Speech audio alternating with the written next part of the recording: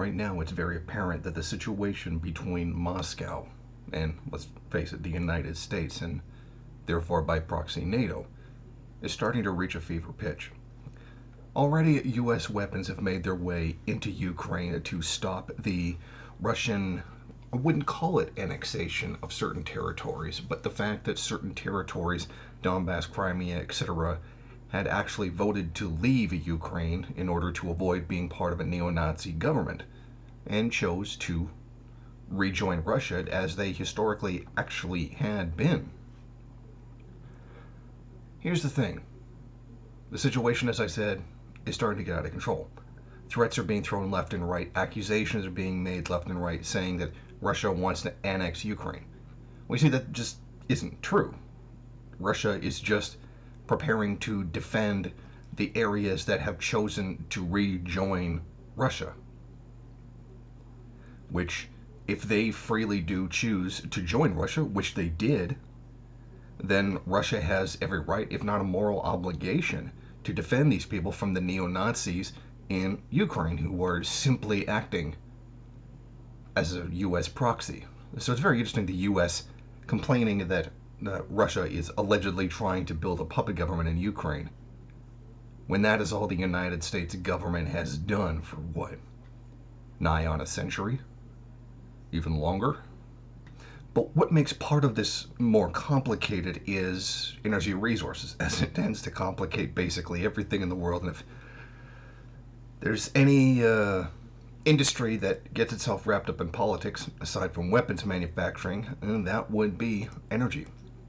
It should be noted that one of the European countries who's very close to all of this, geographically speaking, is Germany. And Germany essentially doesn't want to be a part of the situation. Because essentially, even helping NATO in this degree doesn't really do anything for Germany.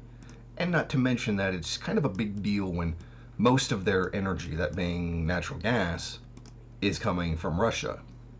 So you can imagine that if Germany tried to seriously undermine Russia with regards to the break-off states, you could probably expect Putin to turn around and shut off natural gas to the country. And doing that in the middle of winter, yeah, you can imagine that's going to be a big problem. So, Germany has decided to essentially stay neutral and not really deal with anything. Now, something very interesting, last Saturday, K. Achim Schumbach, now he is the head of Germany's Navy, said something very interesting. He said the idea that Russia wanted to invade Ukraine was nonsense, and that adding that Putin deserved respect. Now, he said this at a think tank meeting in New Delhi on the Friday. Now, on the Saturday after, well, he resigned. And I'm sure he totally chose to resign too and was not forced to in any way, shape, or form.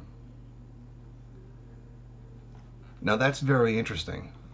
The head of the Navy says, essentially, Putin doesn't want a war, which he doesn't.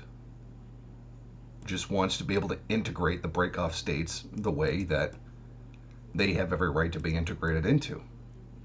And that it's essentially not in Germany's interest to really get involved in this situation. See, the thing is, you can't actually say that. You can't actually say, okay, yeah, Putin's not the, perhaps not the monster that people make him out to be, and you should, as a head of foreign state, he should be allocated a certain level of respect given his office. And that was essentially unacceptable. So Germany, I'm pretty sure they just sacked him. And yeah, I'm sure he just resigned of his own free choice. But that's where things are right now. And then one of the things that people keep saying is that, and I've read a lot of the commentaries by Americans, or at least NATO sympathizers, that Putin is trying to do this. He's trying to get respect. And one of the more degrading ones I read was that Putin was trying to get respect because nobody has taken Russia seriously since the sabotage of the Soviet Union. And that he's trying to get in there and force himself to be a world player because he is hungry for respect. No, I think the conflict might be a little bit more complicated than simply assigning an entire decades long geopolitical maneuver to one man's ego. I think energy resources might play a large part of it.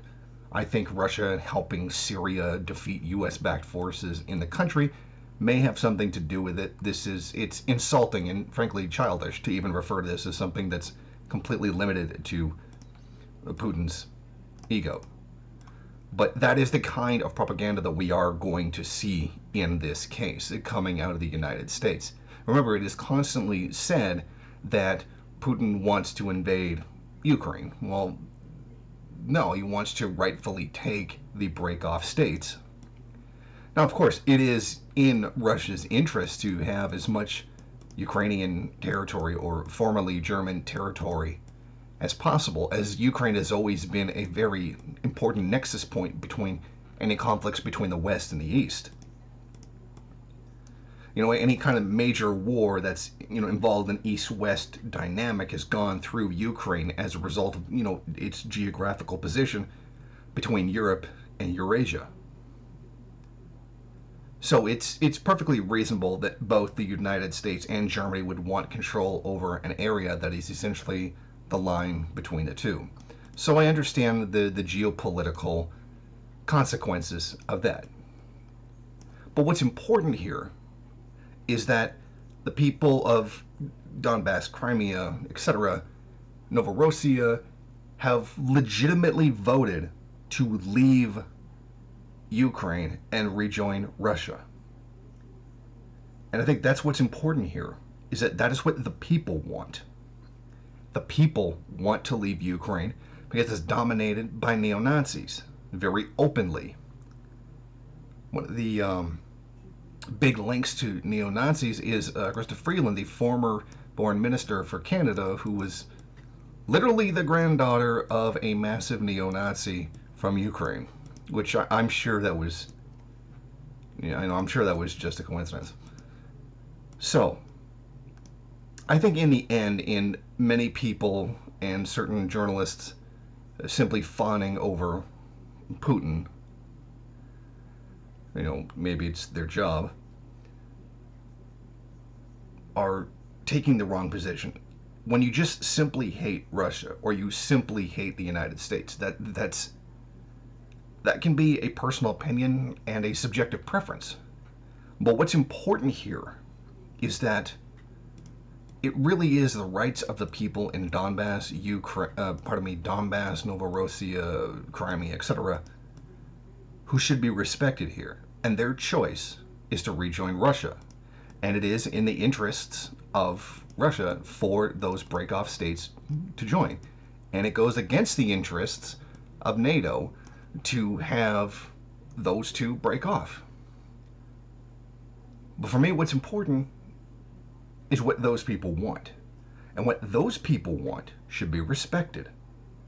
It is their lives, it is their country, it is their ethnic group, etc.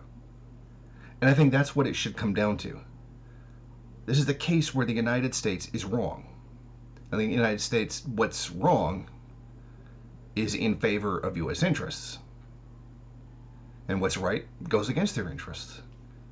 So, you always have to put it out in this kind of way where it looks like where you have Putin being the bad guy just mindlessly, or the United States being the bad guy just mindlessly. Neither side is being mindless. Both sides are very rational and very cold and calculating in this situation. It is never should be just put down to straight evil, but the interests of capital and empire.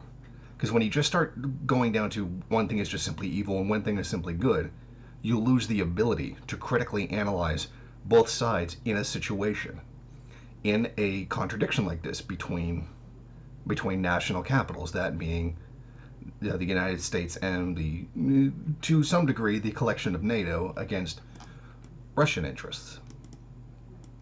So I think that's what this is about and what everybody should keep in mind when trying to deal with this situation. Because in the end, whose side are you really on? Are you on the side of capital, or are you on the fair rights and freedoms of the people who chose to leave Ukraine. Thank you for watching. If you like this program, then please head over to my Patreon page and set up a monthly donation. It's your donations that keep this program running. Also, if you would like, please rate, comment, subscribe, and share in various social media.